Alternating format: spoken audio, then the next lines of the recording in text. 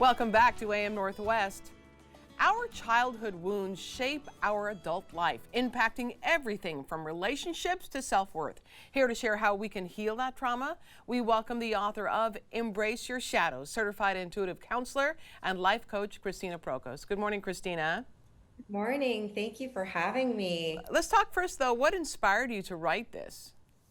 Honestly, my clients did. They were the original inspiration. I've been doing this for over a decade, and they really just wanted a place to put the work and also something that they could have as a guide and as a tool for them as they're navigating through their own journey and process, and also be able to offer something for anyone who was going through something that they needed added support in as far as their emotions or just even understanding what the inner child is all about.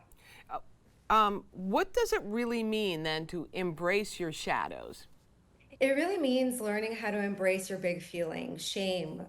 rejection, loneliness. It really is all about learning how to tap into those types of emotions that really do guide our experiences every day. You talk about shadow emotions. What are Yes. they? So the shadow emotions are emotions like deep loneliness, rejection, shame, fear, guilt. That's what we lead with every single day. And it's an opportunity for us to really learn how to kind of navigate our emotions through understanding that these big feelings matter. And these shadow parts of us are leading every single day, and they're attracting how we navigate our relationships and how we view our world. You say it isn't about healing yourself, really, right? It's more about accepting yourself. Yeah, I don't believe that anyone is broken or that somebody has to fix themselves. It Sure. really is just about understanding that if we could just really feel our emotions and accept them, we would be in a less resistant state and we'd have the opportunity to really connect with our true self. Was there a personal experience that led you to this? I was a highly intuitive child and super sensitive. I was told to just kind of push through your emotions, be mentally strong, and not really kind of tap into your own sense of regulation. And shadow work helped me kind of dive into that aspect within myself. So it gave me the opportunity to really learn more about my intuition and my sensitivities and not push them away. So, yeah, growing up, it was hard, but shadow work really gave me the opportunity to find the light in my true self.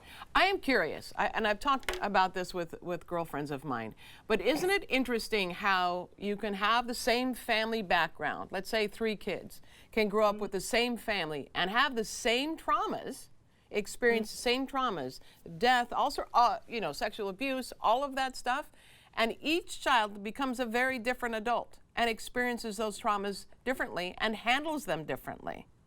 Absolutely. We do have dysfunctional family dynamics, Yeah. and we are originally in each family unit assigned a specific role, whether we like it or not, like the fixer or the peacekeeper or the scapegoat. And it is very common for us to adapt our trauma in a completely different way based on what our dynamics are and the role that was given to us in our own childhood experiences. That's why it's so hard when you've got all these children in these dynamics and they're all experiencing the same thing, but they're expressing it in a completely different way based on that role that was assigned to them from their Yeah, child. yeah. I think of it because, with the holidays coming up, we're going to all be back together again. And we go right back to that, the way we were when we were kids. It's fascinating how that happens. Yes, we initially go back to our triggers from our childhood and our Right, coping mechanisms. right.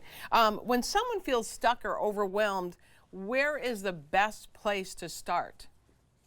I would honestly ask if you could just kind of tap into registering what your triggers are and your coping mechanisms, kind of assess what's happening in your life. Awareness is really important when you're starting off in any process, is just like tuning in, checking in, becoming aware of what isn't working in your life right now, and just even writing it all out so that you could start developing an internal dialogue with your process.